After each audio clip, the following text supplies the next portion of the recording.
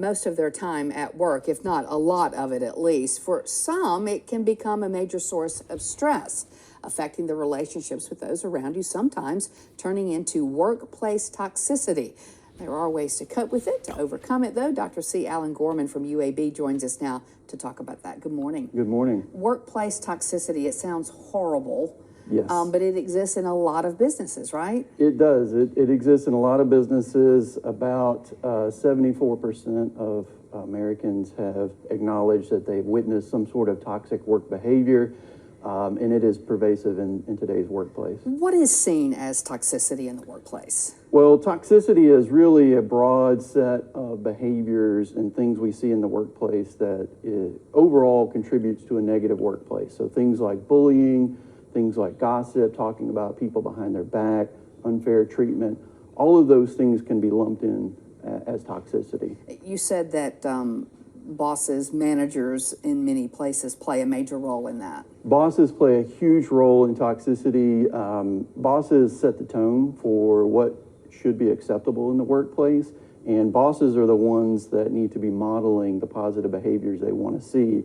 And unfortunately, what we see is a lot of negative bosses treat their workers poorly, and that creates that tone of negativity in the workplace. But we all have to work. We have responsibilities to take care of. So if you do find yourself in that position, what do you advise people to do?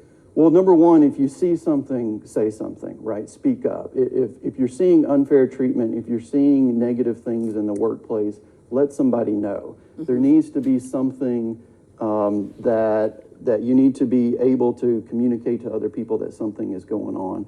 Another thing is lead by example, right? If you want to create a positive workplace, do those things yourself, right? Don't give in to the negativity, don't give in to the gossip, those kinds of things. And it can get really serious when you're talking about sexual harassment 100%. And those type of things, because people become afraid. Yeah, very much so, very much so. Well, and that's what the definition of toxicity, really the underlying issue is that feeling of fear, right? When you show up to it's the not just not workplace. being best friends with your coworkers. Right. There's no expectation everybody has to be best friends, but if you show up to work and you're afraid to be there, that creates a really negative environment.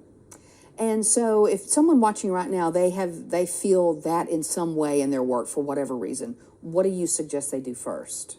Well, number one, say something, but also you need to be able to look for other potential opportunities, because if you are in a negative work situation that you can't escape, there might be other opportunities out there with other places that create a more positive environment. So you need to brush up on your skills, make sure you network with other people, see if there's opportunities outside of don't just live with it. Don't just you don't have to live. That's one thing I want to make clear is none of us have to put up with this. None of us have to live with this on a day-to-day basis.